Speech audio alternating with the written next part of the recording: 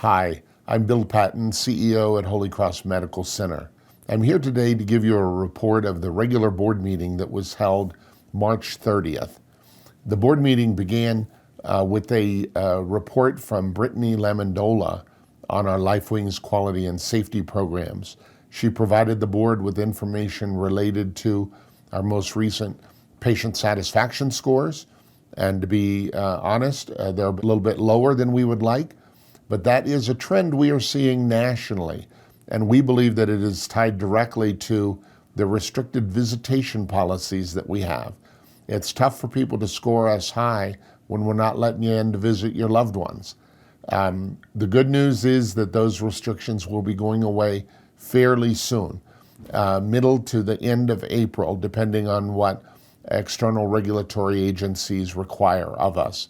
And just to be aware, a lot of our policies are driven by our requirements to meet external regulatory requirements. We then had a presentation from Connie Prewitt, our Chief Financial Officer. She presented financials for the month of February. Even though it was a short month, February was a strong month. Our volumes were up. Not very much COVID in February, but what we think is happening is that care that people had put off during the pandemic, they're now coming and receiving that care. So our inpatient volumes were strong, our outpatient volumes were strong, and we had revenues in excess of expenses of over $300,000. So a very good month for such a short month. And our year-to-date financial performance also continues to be good.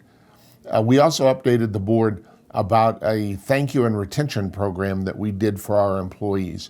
We recognize that for those departments that had high traveler impact, that our permanent staff actually bore significant burden as a result of that. So we went back and we looked at 3 different quarters, and we're making thank you retention payments to our employees. The first one was made the 18th of March. We have another one scheduled for the 29th of April, and the third one will be paid out in May, the 20th of May. The first set of payments totaled $190,000, so a very tangible expression of thanks and a desire to retain our employees. So directly to the employees, thank you for all you've done during the pandemic. Thank you for continuing to be part of Holy Cross. And that applies to the frontline staff, that applies to the medical staff, that applies to the leadership team. Thank you, everyone. Because of you, we've been able to survive this pandemic and position the hospital to be able to thrive moving into the future.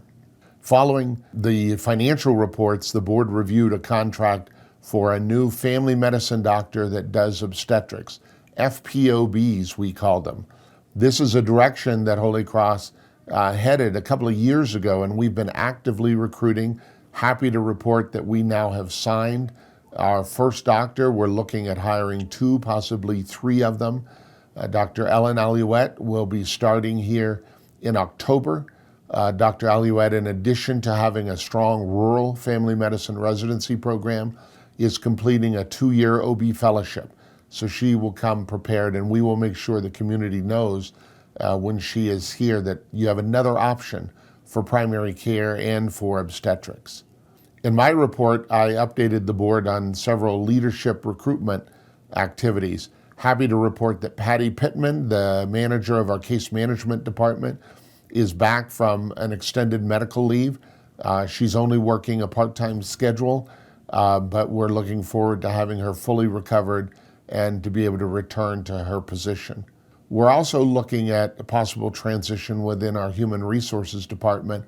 Rob Stoltz has been working as our interim HR director and has been doing a fine job, but we're looking at the window for when we need to begin permanent recruitment of an HR director. As part of my report to the board, I talked about the financial analysis that I've asked Connie to do. As we look to the future, some of the big projects that we need to take on, whether it's repairs to the building, whether it's major equipment purchases. An example, our nurse call system needs to be replaced. We estimate that will cost between $350,000 and $400,000. So we're looking at whether or not we could take on debt ourselves, whether or not we would be able to issue bonds ourselves. So Connie is going to be doing that analysis as part of her work for the fiscal year 23 budget. Also asked the board for approval to purchase 2 different capital items. One was an ultrasound machine for the operating room. We heavily use ultrasound for nerve blocks. The equipment that we have is at the end of its useful life, so the board approved a replacement item for that. Also, you may have heard we've been having some IT issues lately. A lot of that is related to fluctuations in power. We are working to put an uninterruptible power supply in to protect all of our computer servers, and we're about 80% done with that project. Some of our hardware, though, has taken some hits, and over this past weekend, one of our primary servers failed. So we're in the process of recovering from that. The purchase that the board approved was the transition from what I'll call a server-based email system where the server is here in our server room to a cloud-based email system, Office 365. This is a change that our cyber insurance company has been encouraging us to do. We had originally planned to do it as part of our fiscal year transition, but given the opportunity we had because of the downtime that we experienced over the weekend, we're going ahead and doing it now. So the board approved that purchase as well. We are anticipating that our big quality survey of the year will happen in April. We believe this will be an on-site survey. The last couple of years, they have been virtual surveys. And we actually think that there are going to be a number of things, opportunities to improve that we will hear from the surveyors. As we've focused on the pandemic for the last 2 years, it's natural that some other things sort of got overlooked. We actually performed a mock survey. We had a previous interim CNO come back and do a 3-day survey to help us prepare. So we're developing an action plan in response to that mock survey. But we are anticipating that the surveyors will find a few things that have been overlooked during the pandemic. The board was appreciative of the update and understands that during the pandemic, many things sort of got turned upside down, and that as we're trying to settle into what we're calling the new normal, this survey will be a good opportunity for us to reset that part of our standards. On the COVID front, we really aren't seeing much in the way of COVID volume, both inpatient and outpatient. We're not seeing much in the way of pressure for vaccines or for the monoclonal antibodies. We're not saying that we're out of the woods yet, as the trends in Europe and England usually are 3 or 4 weeks ahead of what we see. There's still the possibility that we might see a surge from the BA2 variant of the Omicron virus. We just don't know. So we're not declaring victory yet, but we are seeing a transition from COVID-centric care to what I call traditional medicine. And we continue to be very busy, both inpatient and outpatient, a number of departments setting volume records in recent months. We also are working hard to update the compensation and benefits package for our employees. As I've mentioned in previous reports, COVID-19 upset compensation. The traveler pay that we were required to give is something that has just pulled the market up. And so we're working hard to make sure that our wages are competitive. So we're doing extensive work to make sure that we're competitive with the external market.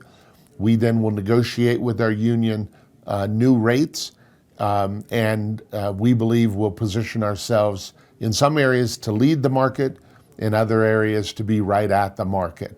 But this is all work that we're wanting to have done in the next several months so that we can build these projections into our fiscal 23 budget. And finally, I ended my report to the board talking about strategic planning. As we come out of the pandemic, it's important that we not lose any time and we say, how does Holy Cross need to evolve to continue to meet the healthcare needs of the community? We are close to completing our community health needs assessment, and I would like to thank the community. We had over 500 responses to the survey. That is more than double that we've had in previous years. But the Community Health Needs Survey helps us determine what the issues are, and the strategic plan then is the formalized way in which we're planning to address those. So there are a number of service-related topics. We are looking at adding a sleep lab service here at Holy Cross. There are a number of space issues that need to be addressed. Our labor and delivery department needs to be remodeled. Our intensive care department needs to be remodeled. And then there are areas where we need more space. Our clinics, as we look at the possibility of expanding services, examples there would include, should we have a geriatrician, a doctor that specializes in the treatment of the elderly? Should we have a pulmonologist, a doctor that specializes in the treatment of the lungs? For living at altitude, that would seem to make sense. But as we look at adding services like that, we need to have room to put them. And so the long-term clinic needs and the space needs where we would put those doctors is part of our strategic planning. So we're working to get a strategic planning session scheduled for the board.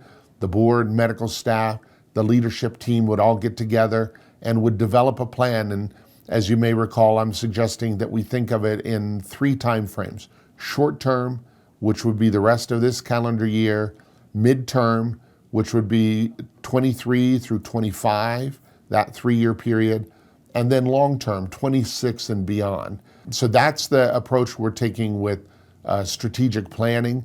And once we have that information in hand, I will make sure that I present it to you, and we will also have it available for you on our website. Thank you. I hope you appreciate this update. As always, give me a call if I can provide additional information.